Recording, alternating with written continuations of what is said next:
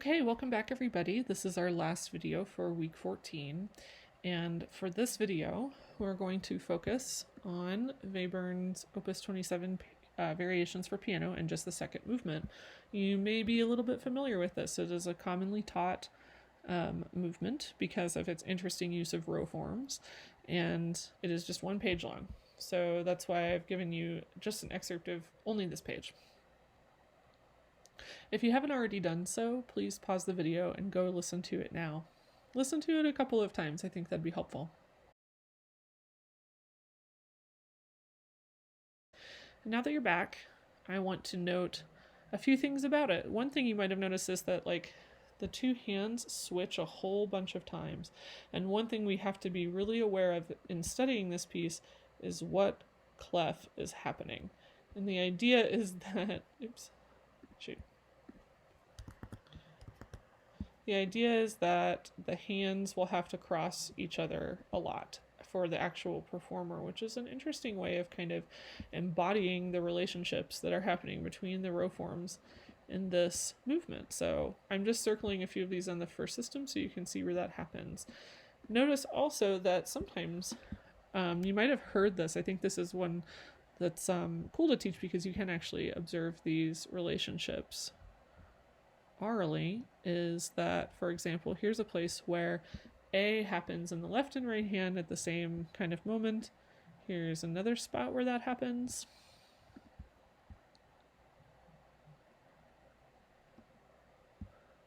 And another spot where that happens. And note that it's very short, it just has these repetitions. Webern is famous for writing these very short pieces. Okay, so let's see what we can glean about finding a P row in this piece. It's often that we kind of start with our right hand as a place where the P row kind of begins, so we can try that. Let's look at the right hand in that case and say that this is P8 and try to get as far as we can, naming the numbers. P8 because G sharp is the first pitch there. That means that we would have 8. And the next note to sound in the right hand is 9. The next note to sound is 5. We definitely want to take these grace notes into account. So A, C, E, G natural, which would be 7. And then 4. And then notice that these are similar. They're voiced differently, but ultimately the same set class here. It can be sort of hard to know sometimes which one to take as the top and which one to not. So somehow we've got to make this make sense. Oops. And I'm putting brackets around it because we don't know the order yet, and we'll have to figure the order out. But we know that it'll be some combination of 1 and 6 and 0, but we don't know what yet. We don't know if we should go, for example, bottom to top or top to bottom, or start in the middle and then do the outer two voices. At this point, we have to analyze more before we can answer that question. So after that, staying in the right hand, even though the clefs change, we have 2. And if we keep going here a little bit, notice now we have a problem, which is that we've already had 8, which means that we must jump to the left hand instead. Again, like I said, I love how the hands crisscross in this because it embodies what the row forms are doing. The row forms also crisscross, so we get 10 in the left hand instead of in the right hand. We're not repeating, it is a 12-tone piece, but that means that the rows are kind of zigzagging between the two hands. So 2, 10, then we are going to stay down here, 11, oops, 11 spelled like that. Almost done. Do we have everybody accounted for? We're missing one note. They're just kind of too far away from each other. And the note that we are missing is 3. If you look at it, you can kind of tell that's what's not present. There's 10, 11, and there's 3. Right there.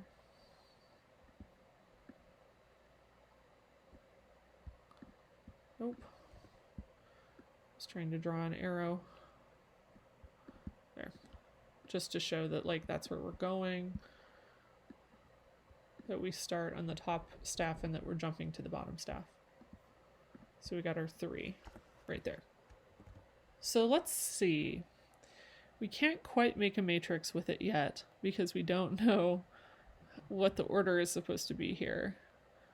But we could at least go ahead and start labeling the next row that we know is also happening.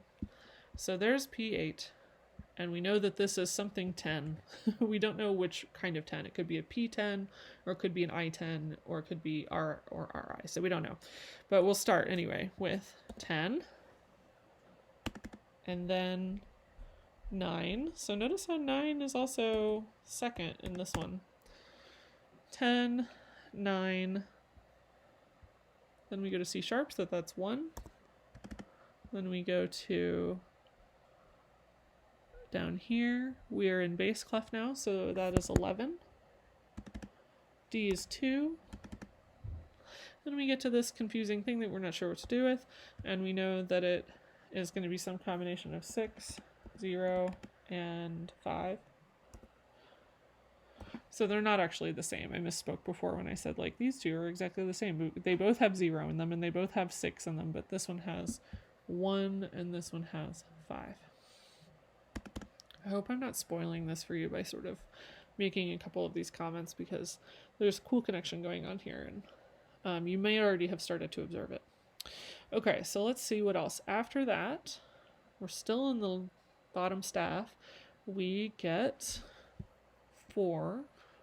There's our E natural. And now we're going to switch. And this note is going to go up to the top staff. So they're kind of, I guess one thing I could do to show that using the tools available would be to kind of show that the crisscross is happening like that. Okay, so then we have 8 and A, C, E, G, 7. And finally, there was our E flat to end that row. Here's our D sharp to end this row. So notice that they're both on 3. It's significant that our 9s are in the same place and our 3s are in the same place. It's interesting, right? We know that that starts on 10, but we don't know what version of it is yet. But before we can figure that out, let's look at something else that should help us figure out the order here, and then we can make a matrix. That needs another space, and so does that. Okay, let's add them up together. 10 and 8 is 18. Mod 12 is 6. I don't need that to be bold. 9 and 9 is 18, which is also 6. 1 and 5 is 6. 7 and 11 is also 18, also 6. So you can see how everything that I'm going to add up is going to add up to 6. 4 and 2 is 6. So now how can we combine these 3 numbers so that they also start on 6 each time? And we want to do it a consistent way. We need a 6 and a 0 to line up here. That's already kind of doing it. And we need a 6 and a 0 to line up here. So that's also already kind of doing it. Let me show you how it should actually look. We'll start in the center. 6, 0, 1. And again, we want then these 3 to add up to 6 as well. So we have 0 and 6 and 5. And now they do. I suppose that in telling you that they needed to add up to 6, I didn't also tell you which one you should start with, but the center is a good one because then it reinforces that symmetrical relationship, that kind of like mirror relationship that's going on in the piece as a whole, and it produces the same number. So 6, 6, 6, 4 and 2 is 6, 8 and 10 is 18, again 6, 7 and 11 is 18 again, and that's also 6, and 3 is 6. Notice how these things are paired. 10 and 8, 9 and 9, 5 and 1. where's the next place that 5 happens? Here, and it's also paired with 1, and that's another way that you could know, like, these dyads happen in pairs. Happen in fixed pairs. So when 1 happens here, it needs to be attached to 5. 6 and 0 are attached to each other. 4 and 2 are attached to each other. 2 and 4, etc. So let's look at the score. Here we've got 10 and we've got 8. So there's our 10 and 8. 9's attached to each other. 1 and 5. And then grace note to grace note, we've got 11 and 7, 18. So everything adds up to 18, right? Which is mod 12, the same as 6. Every time these dyads happen and they're in the exact same pair. Whatever row form this is, the dyads are invariant. In this mystery row form, which we're calling question mark 10, the dyads are held invariant, which is the theme of this week. You might have noticed in the previous video we were looking at triads that stayed invariant in the Berg rows, and then here we're also seeing dyads that are staying invariant with these two rows in relationship with each other. So let's make a matrix now and figure out what other row form we'll unveil the mystery row, right? So let's add 2 to everything to get P0. Or excuse me, let's add 4 to everything to get P0. So 8 and 4 is 0, 9 and 4 is 13 or 1, 5 and 4 is 9, oops, 7 and 4 is 11, 4 and 4 is 8, 6 and 4 is 10, 0 and 4 is 4, 1 and 4 is 5, 2 and 4 is 6, 10 and 4 is 14, which is mod 12, the same as 2. 11 and 4 is 15, which is mod 12, the same as 3. 3 and 4 are 7. Here's our P row. Let's make a matrix with it, and then we can look for the row that we know we have, but we don't know which row form it is. Okay, so 0, 1, 9, 11, 8, 10, 4, 5, 6, 2, 3, 7. And notice we were looking at P8. So here's 8, 9, 5, 7, 4, 6, 0, 1, 2, 10, 11, 3. And we're looking for a row that starts with 10 and goes 10, 9, 1, 11. Can it be P10? No. 10, 9, 1, 11. Notice that each of these are going up 1 between the first and second notes, and that 10, whatever row this is, goes 10 down 1 to 9, which should be our first clue that it is probably an I row or an RI row. So let's look at that. Could it be I10? 10, 9, 1, 11, 2, 0, 6, 5, 4, 8, 7, 3, which means that this is I10. I'm going to write out 10 like that, but I will make it small because it looks more legitimate. Really, I should do that for every single one of these indexes, but indices.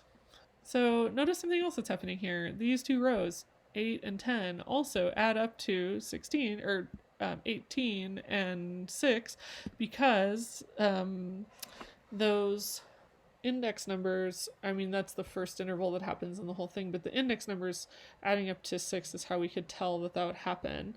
If we took any other two rows whose indices added up to 6, the same thing should happen, where they have these fixed dyads and so on. So let's take a look at doing that then. Let's look at P1, which we have from our matrix, so we can go ahead and copy it from our matrix. Let's look at P1. We've got 1, 2, 10, 0, 9, 11, 5, 6, 7, 3, 4, 8. Now, if we wanted to get to 6, again, 6 is the inversion number that we're, or the, yeah, that's what I mean. The axis of inversion that makes this work, right? Because 6 is that axis of inversion, and so that's why that is the number that we need to use to keep this inversional symmetry between our two row forms. So if we start with P, it should be a P row and an I row each time, right? Because they're going in different directions. So we have what we're trying to do when I say we're looking to kind of keep this inversional symmetry, we're trying to keep those inversional, or those dyads that are consistent even under inversion. So we want to match it with another row form where everything will also equal 6 each time we pair them together. And we can do that by index number. So we've got P1. So to get to 6, we need to add it to I, say it with me, 5, because 1 plus 5 is 6. So we're looking at I6 as the other row form that will make this kind of match up well. So let's go ahead and note I6 under here. Starts with, I5. Adds up to 6 when you combine P1 and I5. And again, just to keep it classy, I will lower those like that. Okay, I5 starts with 5. 5, 4, 8, and 6, and then I have to adjust my screen. 9, 7, 1, 0, 11, 3,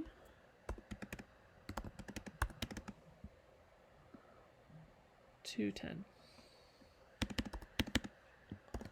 The point is here that the dyads are still consistent the way that they were paired between I10 and P8, where 8 is with 10, 9 and 9 are together. For example, that happens here, right? 3 and 3 are together. Can't make them line up perfectly and beautifully together, but you get the idea. 2 and 4, 8 and 10, again, everything adding up to 18 or 6, because mod 12, they're the same. So those are two different P and I rows from the matrix, but they still maintain those same dyads under inversion and transposition, because 1 and 5 add up to 6, a P row and an I row that add up to 6. So you could do it again with, for example, P0 and I6, or P6 and I0, or anything that added up to 10. There's not that many combinations, right?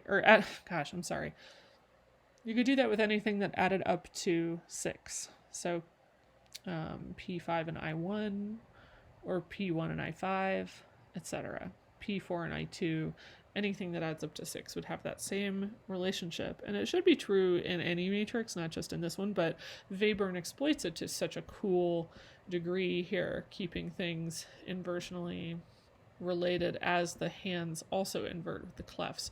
Notice that the dynamics are also loud, soft, loud, soft. And so there's a lot of contrast. There's big contrast in the range as well, and how the piece sounds. So you get the sense that it is sort of like looking at your own reflection or something. It's distorted, but it's also the same if you're looking at your reflection in like the surface of a pond or something like that.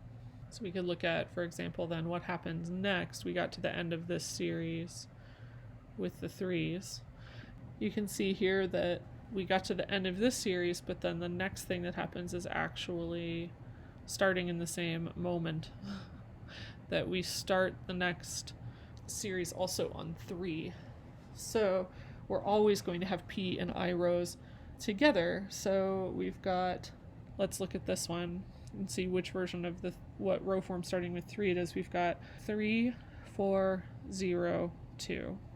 If we go back to our matrix, is that P3? 3, 4, 0, 2. So that's the beginning of P3 happening here in the right hand. Oops, P3, like that.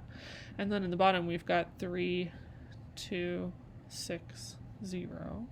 And if it's P3, then the I row should also be 3, right? Because 3, 2, 6, 4.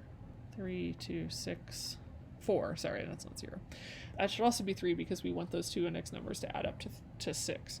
So I6, or I3.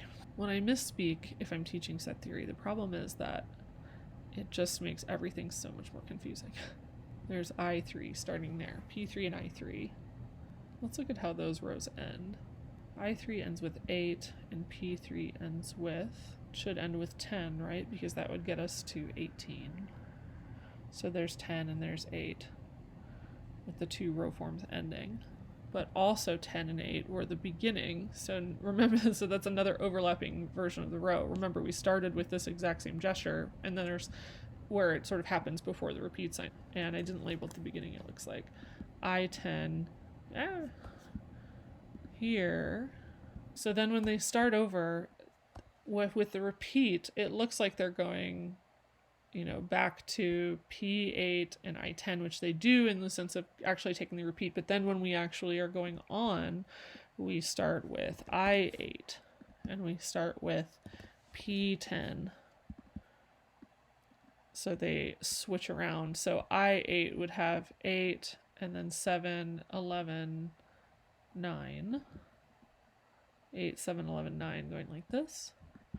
So they just switch, right? They're just going to kind of switch who's doing P and who's doing 8, but they still add up to 18, which is mod 12/6.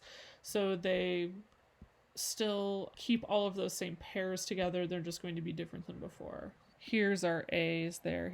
That's where 9 and 9 pair up there. So anyway, and then P10 would be 1, 11, 7, 10, 11, 7, 9. So again, things crisscross again. P and I have switched instead of being in the top and bottom where they were.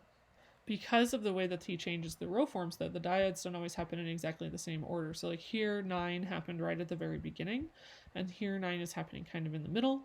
And in the last statement there, it'll happen in the middle and then toward the end of the piece. And so it keeps the piece varied. It keeps things from sounding a little bit too robotic or static in that same sense. And so A becomes really emphasized throughout the piece, and E flat also becomes emphasized because those are the two pitches that are held together in their positions within the rows, right?